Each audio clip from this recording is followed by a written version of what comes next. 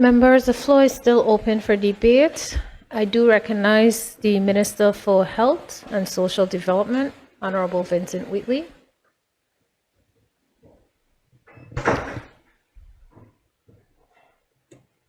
Thank you very much, Madam Speaker, for this opportunity to lend my voice to this most important act for Netherlands Police Amendment Bill 2024.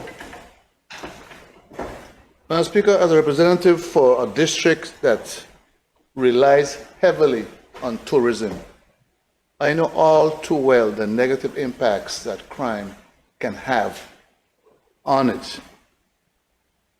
Madam Speaker, I've always tried to have a very good working relationship with the police.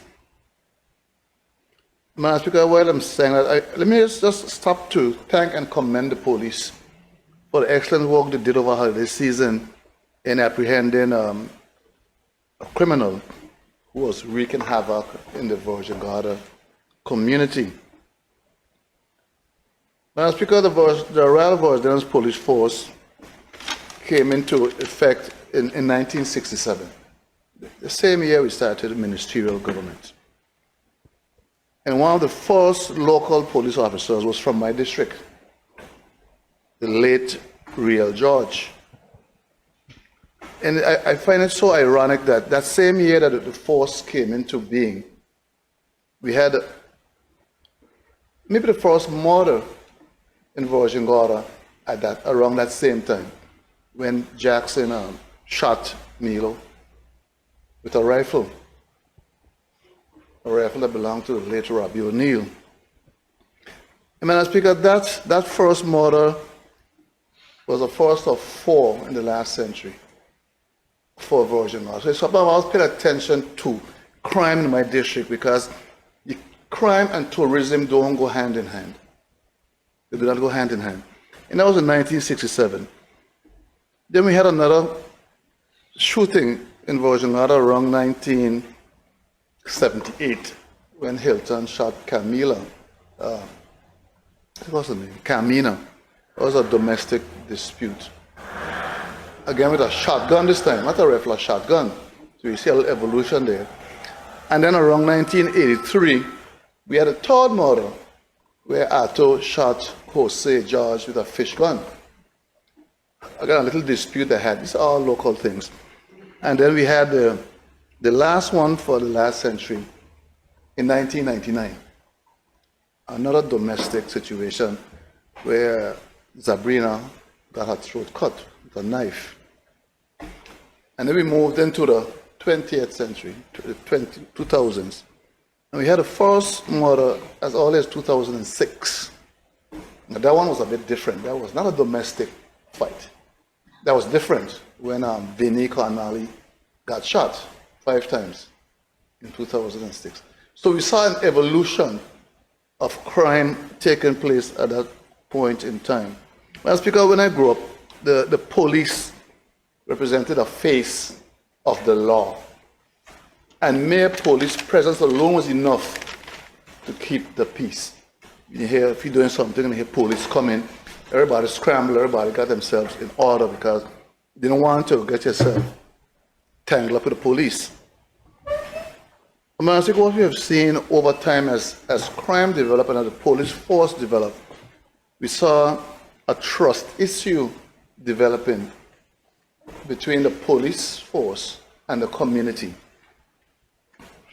I guess you could say some can be merited. I too have witnessed some strange things done by police officers that should not have happened.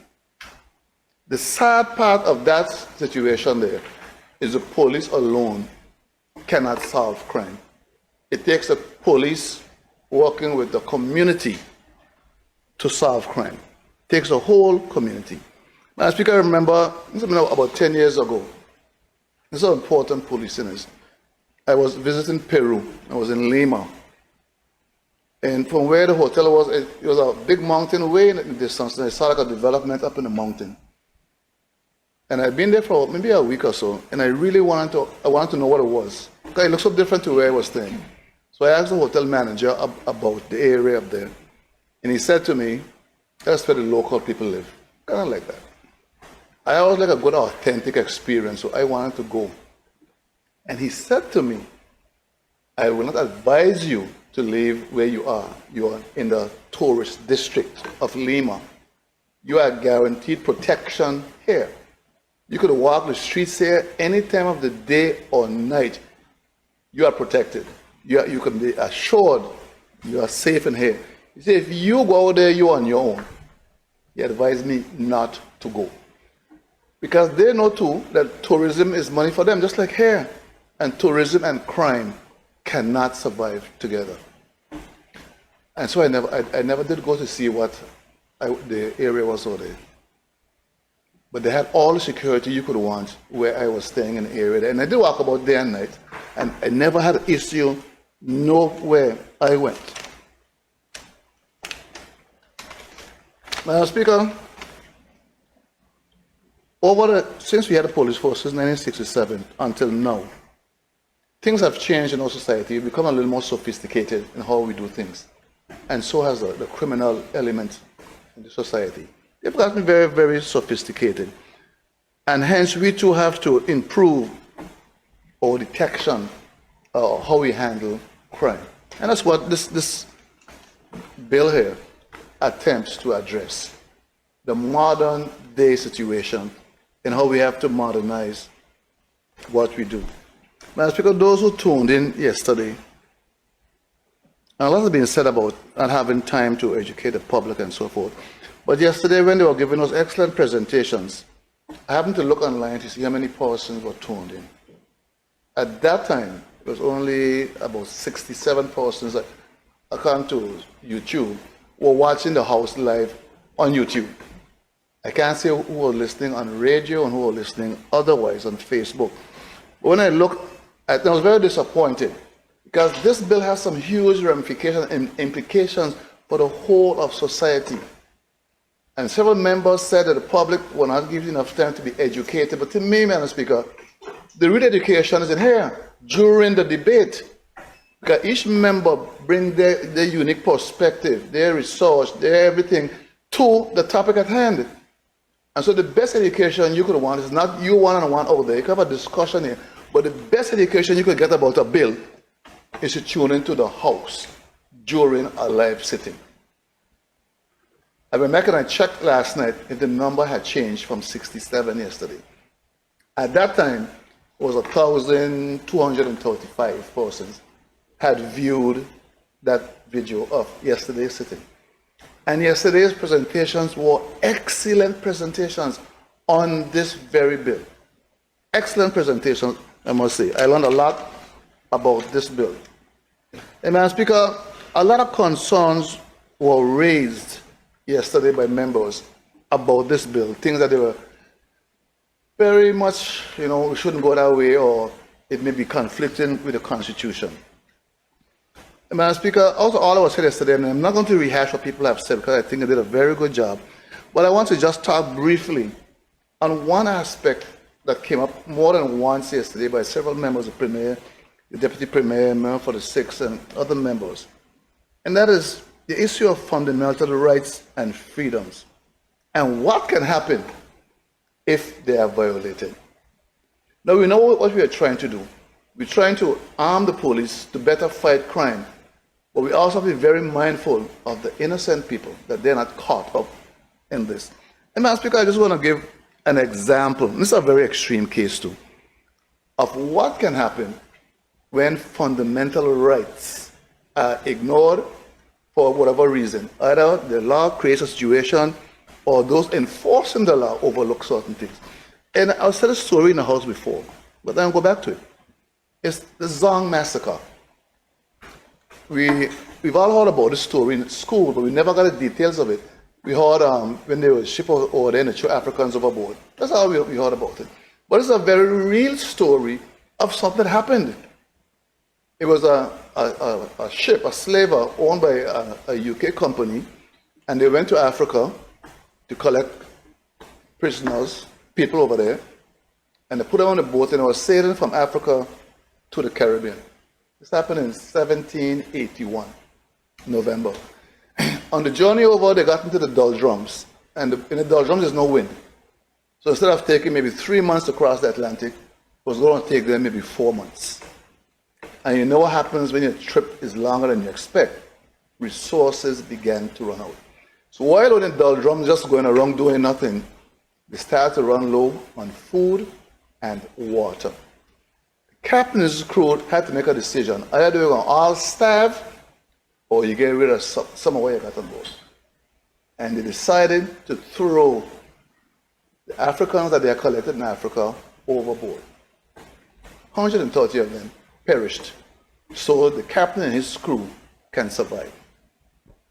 Eventually the ship reached the Caribbean. And then something strange happened. The company that owned the ship had insured the ship, and they made a claim to the insurance company for every single person who got drowned on that they threw overboard. And the company said, "You're crazy. I'll pay you for your cowden that you had and this one, that, but I'm not going to pay you for a single person you throw overboard." The company refused to pay. The company took them to court. In this case, it's documented in the UK. If you want to research it, the Zong massacre, Z-O-N-G massacre. It ended up in the High Court in the UK, maybe in the Privy Council. And the judge ruled in favor of the captain and made the insurance company pay the ship for every single African they threw overboard. And when you read what the judge said in his judgment on this case, it'll make you cringe. He said, these people that you threw overboard should be considered like property. Like the cattle you had on board, or any other cargo you had on board. Therefore, the captain lost his property. So these had no human rights protection. That's why it came up a lot yesterday. Where is the human rights protection in this bill? Are we violating any human rights with this bill? Because when human rights are violated, stuff like this could happen. They treated those people, our ancestors, like cargo. And the captain who did it got paid. He got paid for every man he killed, and woman. So we can never ignore human rights when it comes to legislation. And that's why we bring these things to the House. This bill had a long journey. This is the final destination here in this House. For us who are elected by the people to make sure that before it becomes law, it's not working against the people who send us here, but working for the people. Yes, we're trying to fight crime, but we cannot, under no circumstance, ignore the human rights part of this. And Madam Speaker, the Constitution made it very, very clear. And on Section 19 of our Constitution, protection of private and family life and privacy of home and other property. So you've heard members yesterday talking about people coming in your house when you're in there, people bugging your house when you don't know, people recording you unknown to you. And it says, every person, this is Section 19.1, every person has a right to respect for his or her private and family life, his or her home, and his or her correspondence. And correspondence here should be seen in the widest possible way. Correspondence by email, phone call, letter, the spoken word, including business and professional communications. Of course, it's a qualified right, so there's an exception to it. Except with his or her consent, no person shall be subjected to search of his or her person or property, or the entry by others on his or her premises. And in this bill here, it speaks to that. The need to go onto people's premises, the need to do surveillance, the need to do this and the need to do that.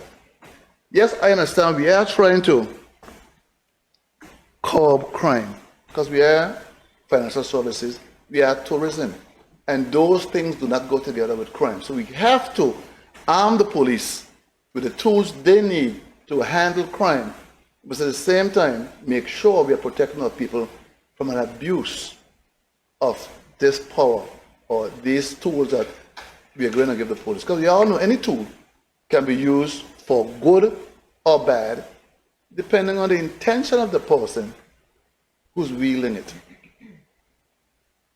Historian George Santayana said, if you don't know your history, you are condemned to repeat it. And that's why I went through this whole historical context of what happened and why it happened. When we start ignoring things, how things can get out of hand. Now, Speaker, again, persons might not appreciate the legislative process of how things get here. And they'll jump up and say all kinds of things in this house, knowing full well, here's where they are also corrected. The pity in committee is not broadcast live like you would the debate.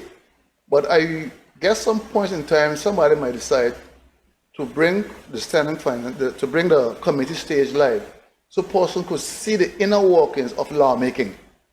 Only we who are inside here will see that, and who choose to speak about it, who speak about it. But when we find things, our job is to take these laws and pass sensible laws, not laws that are going to kill us in the end. Finding that balance, that good balance between arming the police to fight sophisticated crime, and they have gotten very sophisticated. I've seen some things lately blow your mind how sophisticated they are these days, and making sure that all fundamental rights are not violated in the name of fighting crime. It could be a good cover to do a lot of dangerous things. Madam Speaker, we have to support the police the best we can. The police must make sure that they gain the confidence of us and the confidence of the public. Like I said in the beginning, the police alone can't solve crime. It takes all of us working together with a common goal to make sure that we at least try to eliminate crime altogether. This could be just something to talk about. It never happened. We pursued and never attained a crime-free place. But we have to make sure we cut down on crime, because crime gets out of hand for whatever reason, opportunities, struggles, greed, whatever it is, may lead person down that path. It must be a multifaceted approach that we take to address our people, that crime does not become part of their future from time to their children. I thought for many years, I never recall a child saying, when I grow up, I want to be a criminal. It was said, I never heard it. They have all kinds of ambition to be doctors and lawyers, yet they exist. So clearly circumstances, or some person's circumstances, lead them down the wrong path. Our job in here is to make sure we do all that we can, from where we can, make sure persons stay on the straight and narrow. Madam Speaker, I look forward to the committee stage for vibrant debate to address those many concerns raised by the various members in this House. And I thank you, Madam Speaker.